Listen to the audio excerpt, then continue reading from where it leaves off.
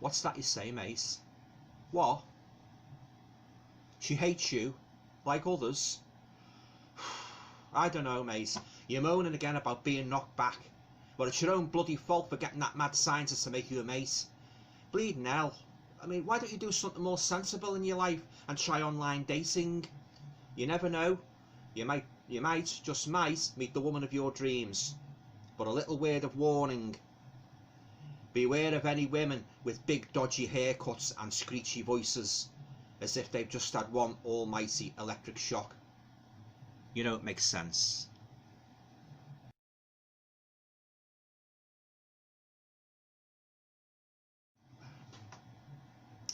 Hi guys, welcome to another video. Hope you're all keeping well. Before I say anything else, I'd just like to give a huge shout out to Carl at Carlino9. He's a great guy and his channel is excellent. He presents some really interesting and entertaining videos, and he's made some very kind comments on my own videos too, and I'm very grateful to him, for his kind support, kind support on my channel. Now I'll leave a link down below so you can go and check his, go and check Carl's channel out. As I say, he's a great guy and certainly knows a lot about horror movies. So please give him your support, guys, as he certainly deserves it. So there you go, Carl, mate. A big shout out to you. Keep up the good work, mate, as you're doing a fantastic job with your videos. Cheers, Carl. Right, the shout out done. I'll now move on to the main topic of this video.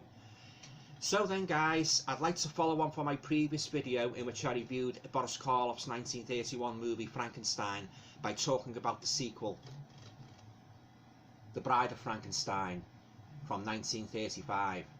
Now, before I review this film, I'd just like to give you a bit of background on the movie.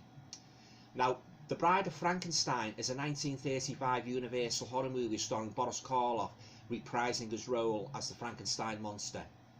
Colin Clive's back again, also as the overly ambitious Henry Frankenstein. Valerie Hobson plays Frankenstein's fiancée Elizabeth. Elsa Lanchester, who plays the titular bride, and Ernest Thesiger, who plays the sinister Dr. Pretorius. Now, the movie was directed by James Whale and is, of course, just like its preceding movie, based on the original novel written in 1818 by Mary Shelley. The film was produced by Carl LaMaille Jr. from a screenplay by William Hale-Butt. The musical score was by Franz Waxman. Now, The Bride of Frankenstein has been widely praised as the greatest achievements in the Universal horror series, and it's actually regarded as a stunning testament to the sheer genius of James Whale.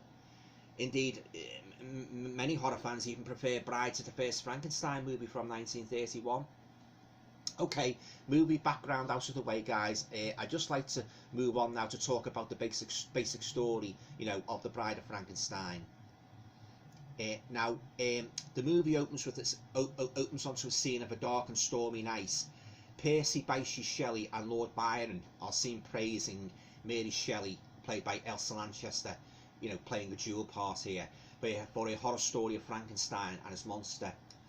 She reminds them that the main reason why she wrote the novel was to teach mankind a kind of a moral lesson, if you will. A mortal man should never ever try to emulate God by creating life. Mary then reveals that she has another chapter of the story to tell them. Now, the scene switches to the end of the 1931 Frankenstein movie, where we last saw the monster suffering a fiery end in a burning windmill. Well, so it seemed. Now, as the burning windmill finally collapses in a cheering crowd, elated that the monster has finally been destroyed, begin to disperse. Hans, played by Reginald Barlow, he was the father of the little girl, the creature, he's drowned in the previous film. Now he wants to see the monster's bones to reassure himself, that the murder of his little girl really has his message come up. And unfortunately, this proves to be a huge mistake, as he falls into a flooded pit beneath the mill, where the monster, having survived the fire, strangles him to death. Hauling himself up from the bowels of the burnt-out windmill, the monster also kills Hans' wife, played by Mary Gordon, by throwing her to her death. He next encounters the gibbering, hysterical Minnie, played by Una O'Connor, who flees in terror before he can do the same to her too. Now, meanwhile, Henry Frankenstein's body is returned to his fiancée Elizabeth at his ancestral castle home. Now, when the agitated Minnie arrives to warn them, you know, about the monsters on the loose again, they don't take it seriously. Now, after being nursed back to health by Elizabeth, Henry decides to disown his creation, although he still can't, you know, he can't really fully shake off his desires to conquer the secrets of life and death. Then comes the arrival of the main villain of the movie, the main villain. And I tell you guys, this character is even more menacing than Frankenstein monster himself. I refer to the devious Dr. Septimus Pretorius, Henry's former mentor at medical school. Ernest Thesiger is really on the money when he plays this role, guys. A truly brilliant performance. He's a real nasty piece of work, Pretorius. Now, at Pretorius's lab, the deviant doctor shows Henry several tiny people he's created and placed in bottles, including a miniature queen, king, archbishop and devil. This scene injects a real sense of almost childlike fantasy and fun, you know, into the movie, and it's yet another of the film's unforgettable scenes. Now, Pretorius decides to work with Henry, you know, to create a female mate for the monster, and offers a toast to their venture to a new world of gods and monsters. But just to be absolutely sure that Henry will not renege on this agreement to work with him, Pretorius kidnaps Henry's wife Elizabeth as a kind of insurance. Now, getting back to the monster's exploits, guys, again we are treated to yet another iconic and memorable scene in this movie. Following the sound of a violin playing Ave Maria, the monster encounters an old blind hermit played by O.P. Heggie, who thanks God for sending him a friend to alleviate his loneliness. Now, providing some warm hospitality, the old man teaches the monster words like friend and good, and shares a meal with him, plus a smoke. Smoke, good. Absolutely fantastic, guys. This is a really touching and iconic scene, as the hermit's kindly teaching really brings out the human side of the monster, as the rudiments of his vocabulary lend a rather sympathetic aspect to his character. But this onset of the monster's humanity is soon cruelly squashed, as once again his wrath is stirred by the arrival of two lost hunters, you know, stumble upon the cottage and immediately recognise the monster. Now, the monster attacks them and accidentally burns down the cottage as the hunters lead the hermit away. So, guys, the stage is set for the creation of a female mate for the monster, under the joint collaboration of Henry and Dr. Pretorius. Now, I'll now leave it there, guys, and not give away the ending of this classic film, just in case any of you haven't seen it. Suffice to say that if you love classic horror, then I think you will thoroughly enjoy The Bride of Frankenstein. Now, some final thoughts on the movie. Bride of Frankenstein is, in my honest opinion, the greatest horror sequel ever made. You know, in terms of offering the audience utter enjoyments, fascinatingly quirky characters, and a plethora of thrills and chills. This movie is such a treat to watch, and with such a high rewatchability factor too. The movie blends horror, comedy and pathos to an absolutely flawless and unforgettable extent.